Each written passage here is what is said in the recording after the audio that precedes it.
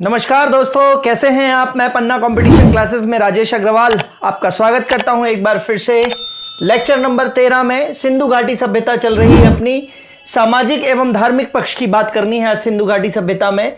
तो सामाजिक एवं धार्मिक पक्ष में पहला यह समाज के बारे में बात करते हैं। समाज जो था, सिंधु घाटी सभ्यता का जो समाज था वो 3 वर्गों में विभक्त था। 3 वर्गों में कौन कौन से? विशिष्ट वर्ग, मध्यम वर्ग और कमजोर वर्ग। तो विशिष्ट वर्ग जो है वो आपको मैंने बताया था कि पश्चिमी टीला जो दुर्गीकृत था, तो दुर्गीकृत टीला में रहता था, सुरक्षित रहता था ये। और प्रशासनिक लोग और पुरोहित वर्ग जो उच्च वर्ग के लोग होते थे वो इसी में रहते थे। मध्यम वर्ग में व्यापारी, कारीगर, जुलाहे, शिक्षक और किसान आते थे। और कमजोर वर्ग में मजदूर और दास आते थे। तो ये जो मध्यम वर्ग और कमजोर वर्ग है, इन दोनों के लोग ही पूर्वी टीला में रहते थे, जिसको अपन ने नगर की संज्ञा दी है दोस्तों। इसको अपन ने क्या कहा है? नगर कहा है दोस्तों। ठीक है। फिर समाज में 4 प्रजातियां थीं। 3 वर्ग थे, विशिष्ट वर्ग, मध्यम वर्ग और कमजोर वर्ग। और प्रजातियां 4 थीं: अल्पाइन, प्रोटो ऑस्ट्रेलॉइड, मंगोलॉइड और भूमध्य सागरीय। ठीक है। प्रोटो ऑस्ट्रेलॉइड, मंगोलॉइड, भूमध्य सागरीय है ना, और अल्पाइन, जिसमें से भूमध्य सागरीय सर्वाधिक संख्या थी। अगर प्रजाति में सर्वाधिक प्रजाति पूछी जाए तो किसकी है? भूमध्य सागरीय। ठीक है, ध्यान देंगे जरा। फिर स्त्रियों की दशा की बात करें दोस्तों, तो स्त्रियों की दशा जो है मातृसत्तात्मक समाज था, है ना। मातृसत्तात्मक मतलब माताओं को प्रधानता थी।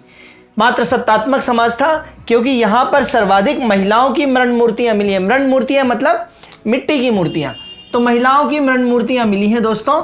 ठीक है, इसलिए मातृसत्तात्मक समाज होने की पुष्टि मिलती है। और इन मृण मूर्तियों, महिलाओं की जो मिट्टी की मूर्तियां मिली हैं दोस्तों, इनकी पूजा की जाती थी उर्वरता व शक्ति की देवी के रूप में। उर्वरता व शक्ति की देवी के रूप में पूजा होती थी।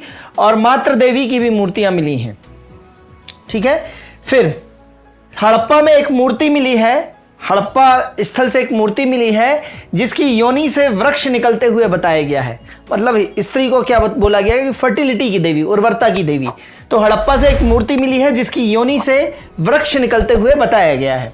फिर सती प्रथा का भी पता चला है, मैंने आपको पहले के लेक्चर्स में पढ़ाया है। अगर आपने नहीं देखे हैं पहले के लेक्चर्स तो लेक्चर्स जाके देखिए। लाइक, सब्सक्राइब और शेयर करिए दोस्तों, है ना। अच्छी चीज़ों को आगे बढ़ाइए। सती प्रथा का पता चला है लोथल तथा कालीबंगन से, क्योंकि वहां पे मिली हैं युग्म समाधियां। क्या मिली है? युग्म समाधियां, मतलब महिला और पुरुष दोनों की मिला के एक ही समाधि में दोनों को गाड़ा गया है। ठीक है। तो सती प्रथा का पता चलता है लोथल और कालीबंगन से। ठीक है। फिर खान पान की बात करें दोस्तों, तो खान पान शाकाहारी तथा मांसाहारी दोनों था। अपन बता चुके हैं कि चूल्हे के पास से जली हुई हड्डियां मिली हैं, ये सारी चीजें अपन पहले बात कर चुके हैं। तो शाकाहारी तथा मांसाहारी दोनों प्रकार का खान पान था। वेशभूषा में सूती और ऊनी दोनों प्रकार के वस्त्र प्राप्त होते हैं। सादे तथा सूती वस्त्र जो हैं वो सादे तथा कढ़ाईदार थे। सादे भी थे और उनमें कढ़ाई भी थी, कढ़ाईदार भी थे। अब ध्यान देंगे परीक्षा में आने वाला। मोहनजोदड़ो में एक ध्यान मग्न योगी की मूर्ति मिली है। मोहनजोदड़ो में एक ध्यान मग्न योगी की मूर्ति मिली है जो 3 पतिया शाल पहने हैं। तो ये पूछा गया है दोस्तों कि मोहनजोदड़ो में जो मिली है वो 3 पतिया शाल पहने योगी की मूर्ति मिली है। 3 पतिया मतलब 3 पत्ती उसमें कढ़ाई है, 3 पत्तियों की कढ़ाई है। अगर आप गूगल करेंगे तो गूगल पे आपको वो चित्र मिलेगा 3 पतिया शाल का। ठीक है। तो 3 पतिया शाल कहां से मिला है? मोहनजोदड़ो से। ठीक है। 3 पतिया शाल पहने योगी की मूर्ति कहां से मिली है? तो मोहनजोदड़ो से। और उस योगी की दाढ़ी मूछ नहीं है। ठीक है, ध्यान देंगे जरा। फिर आभूषण गरीब थे, वो सीप, शंख, मिट्टी आदि के आभूषण पहनते थे। अब यही प्रचलन आ गया है दोस्तों, है ना। अब की जो आधुनिक स्त्रियां होती हैं वो सीप, शंख और इसी तरीके के पत्थरों के बड़े बड़े से जेवर पहनती हैं। तो गरीब उस समय थे वो सीप, शंख, मिट्टी के पहनते थे, जबकि अमीर व्यक्ति सोना, चांदी, माणिक और हाथी दांत के आभूषण पहनते थे। ठीक है। हड़प्पा से श्रृंगारदान मिला है दोस्तों। हड़प्पा से क्या मिला है? श्रृंगारदान, जिसको आप आज की भाषा में वैनिटी बॉक्स बोलेंगे, है ना। महिलाएं और लड़कियां अच्छे से समझ सकती हैं वैनिटी बॉक्स। और मोहनजोदड़ो से मिली है चांदी की अंडाकार चूड़ियां। चांदी की अंडाकार चूड़ियां दोस्तों, अगर आपने पहले के लेक्चर देखें तो कमेंट करके बताइए कि चांदी के 2 मुकुट किस स्थल से मिले हैं। चांदी के 2 मुकुट। ठीक है। तो मोहनजोदड़ो में चांदी की अंडाकार चूड़ियां मिली हैं और बाकी आभूषण पहले पढ़ चुके हैं। चनहुदड़ो में पढ़ चुके हैं अपन। चनहुदड़ो में क्या पढ़ा था अपन ने? लिपस्टिक मिला है, इत्र मिला है, कंघी मिली है ना। चंदा जैसी लगना है, हूर लगना है, तो इस तरीके से मैंने याद कराया था। ठीक है। तो इस तरीके से बाकी पहले पढ़ चुके हैं आभूषणों के बारे में। मनोरंजन के साधन में शिकार खेलना, मछली पकड़ना, मछली पकड़ने को ही बोलते हैं झक मारना। मछली का एक पर्यायवाची है दोस्तों झक, है ना। जब मैंने पढ़ा तो मुझे समझ में आया, अरे झक मारना इसको बोलते हैं, मछली मारने को। तो झक मतलब मछली का पर्यायवाची है। चौपड़, पांसा, पशु पक्षियों को लड़ाना मनोरंजन का साधन था, जो अभी भी चला आ रहा है। जल्ली कट्टू और कंबाला, ये सब इस सब के रूप में।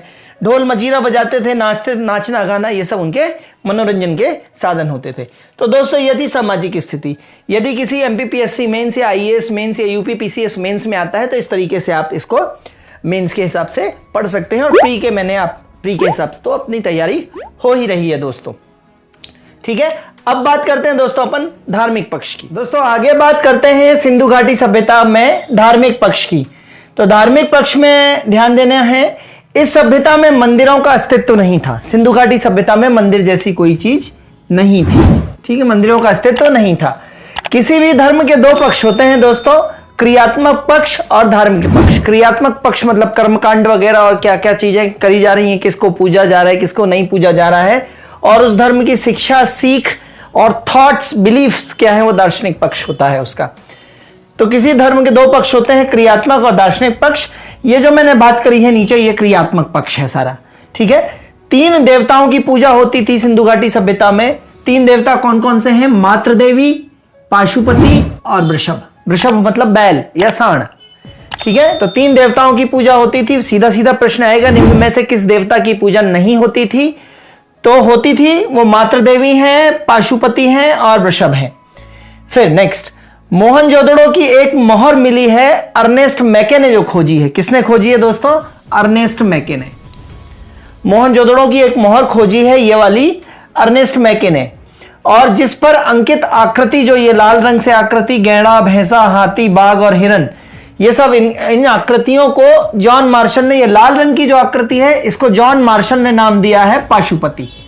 जॉन मार्शल ने कौन सा नाम दिया है? पाशुपति या पशुपति। ध्यान देंगे, बहुत इंपॉर्टेंट है। ये मोहर मोहनजोदड़ो से मिली है, अगर आप गूगल करेंगे तो ये मोहर आप देख सकते हैं, ठीक है। इस तरीके से पाशुपति देवता बीच में बैठे हैं, जिनके लेफ्ट हैंड साइड पे गैंडा बना है, भैंसा बना है, राइट हैंड साइड पे हाथी है, बाघ है, और नीचे की तरफ 2 हिरन बने हुए हैं। तो कभी पूछा जा सकता है कि निम्न में से कौन सा पशु मोहनजोदड़ो से प्राप्त मोहर में नहीं है? तो गैंडा है, भैंसा है लेफ्ट साइड में, और हाथी और बाघ राइट साइड में, और 2 हिरन नीचे की तरफ। ये मोहर है, अर्नेस्ट मैके ने खोजी है ये मोहर। और इस अंकित आकृति को, लाल वाली अंकित आकृति को पाशुपति नाम किसने दिया है? जॉन मार्शल ने। ध्यान दीजिएगा दोस्तों। स्वास्तिक चिन्ह संभवतः हड़प्पा की देन है। स्वास्तिक चिन्ह समझते हैं आप? ये दोस्तों जो बनाते हैं आप, सातिया बोलते हैं कई लोग इसको, सातिया या स्वास्तिक चिन्ह। तो स्वास्तिक चिन्ह किसकी देन है? हड़प्पा की देन है दोस्तों, ठीक है। तो ये ध्यान देंगे, एच के जैसा लगता है ना, ये तो हड़प्पा, एच के जैसा लगता है, अगर इसको मिला दो तो ये एच के जैसा लगने लगेगा, तो हड़प्पा की देन हो गई, ठीक है। फिर एक सींग वाला बैल जो है मोहनजोदड़ो से मिला है। मोहनजोदड़ो पिक्चर आपने देखी होगी ऋतिक रोशन की, तो पूरी मूवी में एक सींग वाला छोटा सा जानवर भी दिखता है, उसी को आप एक सींग वाला बैल मान लीजिए, चाहे बकरी मान लीजिए। एक सींग वाला बैल मोहनजोदड़ो से मिला है, ये प्रश्न आया है। और महास्नानागार, जब लोग महास्नानागार में स्नान करने जाते थे तो वहां से वृक्ष पूजा, अग्नि पूजा, जल पूजा, पशु पूजा, नाग पूजा के साक्ष्य मिले हैं, ठीक है। वृक्ष को पूजते थे, अग्नि को पूजते थे, जल को पूजते थे, पशुओं को पूजते थे, नाग को पूजते थे, इसके साक्ष्य मिले हैं महास्नानागार से। और कुवड़ वाला सांड विशेष पूजनीय था। कुवड़ वाला एक सांड जो था वो विशेष पूजनीय था, ये बहुत ज्यादा इंपॉर्टेंट बात है। सो ये धार्मिक पक्ष था, मेंस के हिसाब से लिखने के लिए भी पर्याप्त है। आप चित्र बना के भी बता सकते हैं, थोड़ा थोड़ा सा है ना, सिंबॉलिकली भी बता सकते हैं। A visual is worthful than 1000 words. एक चित्र जो होता है वो हजारों वर्ड्स, हजारों शब्दों से भी श्रेष्ठ अपनी बात कह देता है।